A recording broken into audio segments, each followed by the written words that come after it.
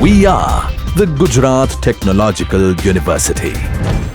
Since its inception over a decade ago, GTU has been empowering young and curating minds to realize their true potential. Over 4 lakh inspired students are enrolled with one of the premier academic universities in India. With more than 450 affiliated colleges in its fold operating across 5 zones of the state, GTU, the International Innovative University, your place to move forward.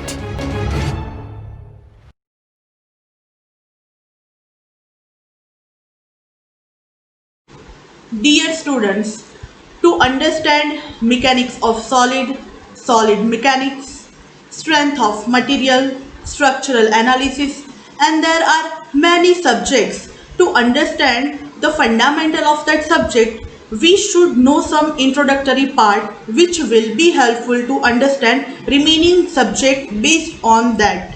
So, in introduction, we are going to discuss that mechanics. What is mechanics? Mechanics is the branch of sciences. So, which branch? Like applied mechanics. What is applied mechanics? Application of mechanics to engineering problem. Problem may be any problem like mechanics of rigid body, mechanics of deformable bodies, mechanics of fluids. Okay, so you can say under applied mechanics there are 3 subparts: mechanics of rigid body, mechanics of deformable bodies, mechanics of fluids.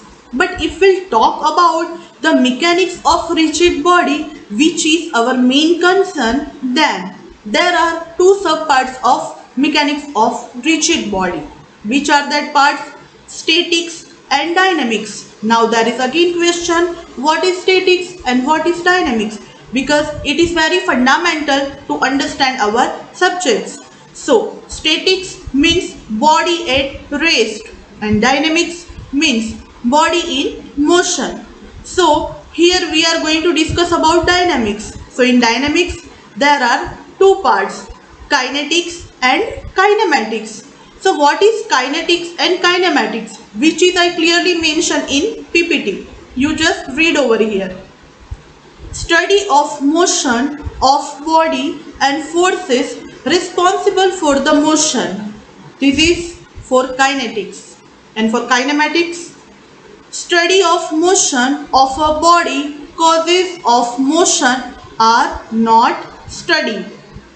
Now, under this subject, we have to focus on statics, dynamics, kinetics, kinematics. So for that, we should understand the fundamental of these terms. So what is statics?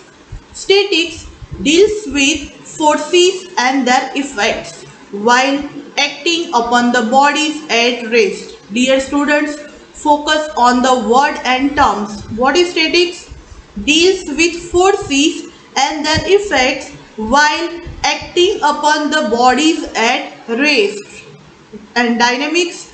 Dynamics deals with the forces and their effects while acting upon the bodies in motion. So as per that previous chart, we can say that bodies at rest in statics and bodies in motion in dynamics. If we will talk about kinetics and kinematics as per previous chart, then kinetics deals with the bodies in motion due to application of forces, and in kinematics deals with the bodies in motion without any reference to the forces which are responsible for the motion. Now, what are the fundamental concepts we have to discuss? So, space, time, and there are many more which we will discuss in next slide. But if we will focus on space and time, then under space, space is the region in all directions and contains everything within. Okay, this is called space. If we will consider time, then it is a measure of duration between successive events.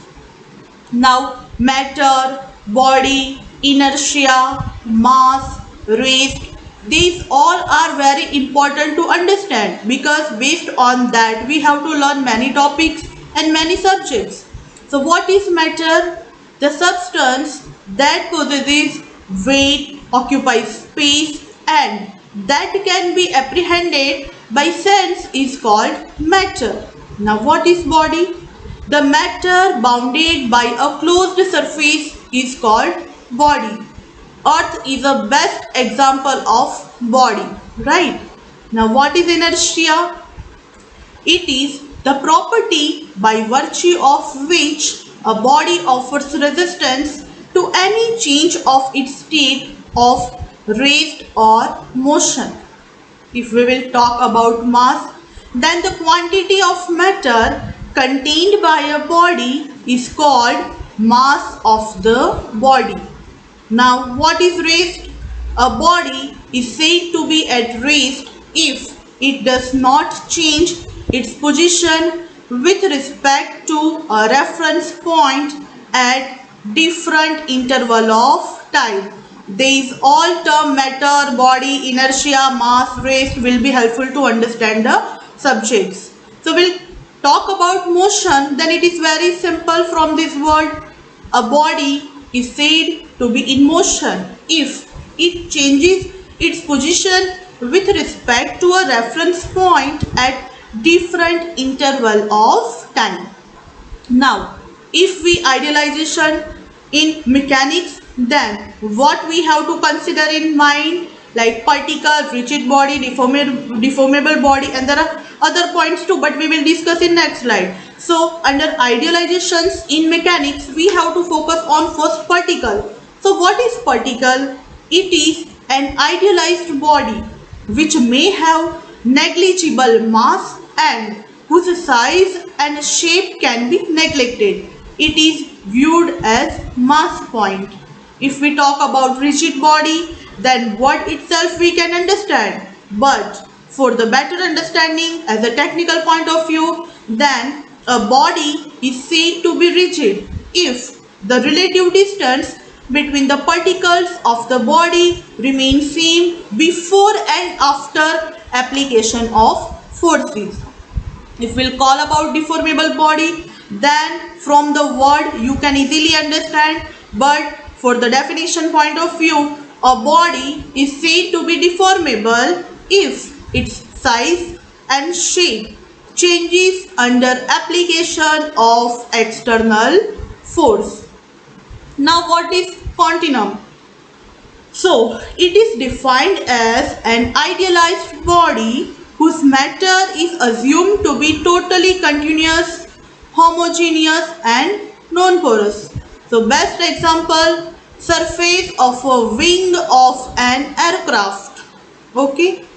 To understand the subject in depth, we require the fundamental knowledge about the principle of mechanics. So under fundamental principle of mechanics, the elementary mechanics rests on a few fundamental principles based on experimental observation. Which are that fundamental principle for mechanics? This is I mentioned in this slide. First, parallelogram, law of forces, principle of transmissibility, principle of superposition of forces, Newton's first law of motion, Newton's second law of motion, Newton's third law of motion, and Newton's law of gravitation. So, as per that principles, we will go with the technical content.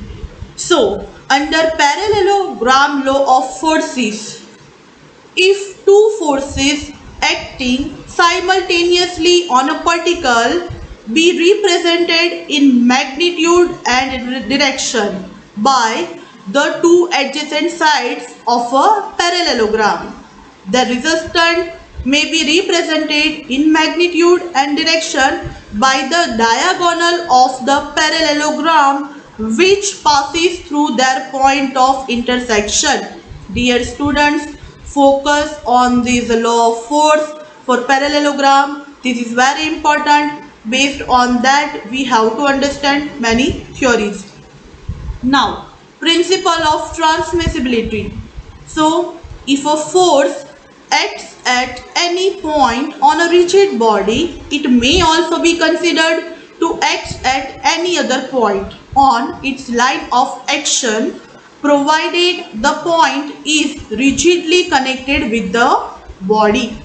If we'll talk about principle of superposition of forces, then if two equal opposite and collinear forces are added to or removed from the system of forces, there will be no change in the position of the body. This is known as principle of superposition of forces. In your many exams, such things are asked, so focus on that, try to read and try to understand, as it's very simple. Newton's first law of motion, we all know during our school time. Everybody continues in a state of rest or uniform motion unless it is compelled to change that state by some external force. This law defines the nature or characteristic of force. If we discuss about the Newton's second law of motion, then this acceleration of body is proportional to the impressed force and take place in the direction in which the force acts. You can see force proportional to acceleration, here force F proportional to acceleration small a. So we can say that F is equal to ma, where m is the constant representing mass of body. This law helps us to measure a free quantitatively. Okay. If we'll talk about Newton's third law of motion, then we also studied it in our school time.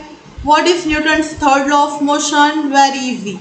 For every action, there is always an equal and opposite reaction, which means the forces of action and reaction between two bodies are equal in magnitude but opposite in direction. Now, what is the Newton's law of gravitation? So here two bodies are attracted towards each other along the line connecting them with a force which is directly proportional to the product of their masses and inversely proportional to the square of the distance between them. Please read over here, try to see that figure. M1 mass is there, M2 mass is there, two bodies are there, they are interconnected. So based on that, if we'll discuss, then two bodies are attracted towards each other along the line connected them with the forces which is directly proportional to product of their masses and inversely proportional to the square of the distance between them. So here, as per figure, as per this definition, you can see force F proportional to M1 M2 into 1 upon R square. Therefore, as per previous, F is equal to MA. So here F is equal to G into M1 M2 upon R square.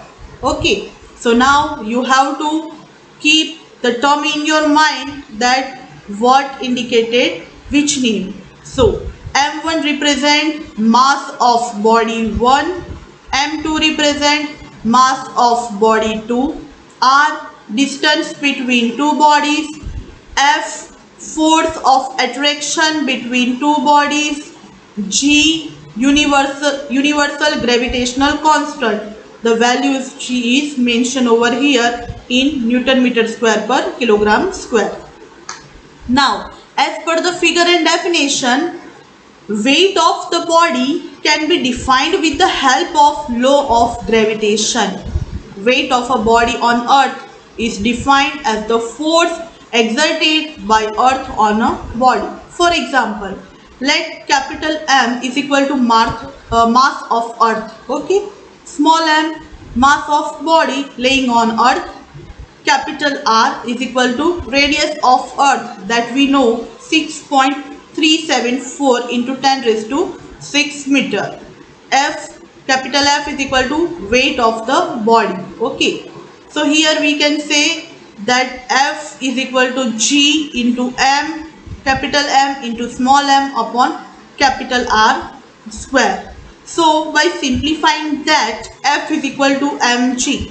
How F is equal to mg? Here I clearly mentioned that G is equal to capital G into capital M upon R square. The value of G is 9.81 meter per second square. That will be helpful to us to solve many problems in this subject. So based on that, we can say W is equal to M into G. So now there is a question, how we put over here W. So F is equal to weight of body, W we mention over here. So we can say W is equal to mg. Now we have to focus on fundamental units because so many students lose their mark because of the lack of knowledge regarding the units. So dear students, focus on units because it will be helpful to you in many subjects. All the physical quantities used in engineering mechanics are expressed in terms of three fundamental quantities: length, mass and time. The unit of these fundamental quantities are called fundamental unit or base units. What is derived units? If the unit of some physical quantities are derived from fundamental units, such units are called derived units. Example: unit of area, velocity, acceleration, etc. Now, what is system of units? So there are four system of units which are commonly used and universally recognized. So which are these four system? First, second, third, fourth are FPS system, CGS system, MKS system, SI system. So what are the full form of these four methods? FPS system means foot pound second. Okay. CGS centimeter gram second. MKS meter kilogram second. SI meter kilogram second. Okay. So here you can see this, all these terms are come under length, mass and time, right? So we have to see which are the vector quantities. So displacement, velocity, acceleration, momentum, moment, force, weight, angular displacement, angular velocity, angular acceleration, impulse. These quantities are vector quantities. Now we are interested to convert our units because during calculating the problem there are so many values will be given. So we have to convert unit of some values while calculating the problems. So we have to focus on conversion of units. 1 meter is equal to 100 centimeter. 1 meter is equal to 1000 mm. Generally we can say 10 raised to 3 power mm. 1 centimeter is equal to 10 mm. 1 kilometer is equal to 1000 meter. So 10 cube meter. 1 centimeter square is equal to 100 mm square. 1 meter square is equal to 10 raised to 6 mm square. Here 1 kgf is mentioned. So 1 kgf is equal to 9.81 Newton. Sometimes we considered as 10 Newtons at some places and in some problems too. 1 kilonewton is equal to 10 cube Newton. 1 mn is equal to 10 raised to 6 Newton, or we can say 10 cube kilo Newton. 1 gn is equal to 10 raised to 9 Newton, or we can say 10 raised to 6 kilonewton, or we can say 10 cube mn. 1 megapascal is equal to 1 Newton per mm square. 1 gigapascal is equal to 10 cube Newton per mm square. 1 pascal is equal to 1 Newton per meter square. 1 Newton into meter is equal to 1 joule. 1 kilojoule is equal to 10 cube joule. 1 watt is equal to 1 joule per second is equal to 1 Newton meter per second. 1 kilowatt is equal to 10 cube watt. 1 horsepower is equal to 736 watt. 1 degree is equal to pi by 180 radian. Now, if we'll talk about scalar quantities, okay, then length, distance, area, volume, time, work, mass, density, temperature, speed, energy, mass moment of inertia. These all quantities come under scalar quantities. Okay. So dear students, today in this fundamental introduction lecture, we have gone through basic terms, basic unit, basic law, basic definition. This lecture will be helpful to understand subjects like strength of material, like mechanics of solid, like solid mechanics. And based on this lecture, we will understand many subjects. From this lecture, many definitions asked in your end semester exam too. So I hope by using this lecture PPT, you will understand whatever I explain in PPT, because whatever I want to convey to you, this is I already written in my PPT. So you can read PPT, you can go through this lecture and you can prepare well for our upcoming lecture. Today's lecture is completed over here. In my next lecture, I will come with new concepts. Till that, study well, stay safe, take care, and all the very best.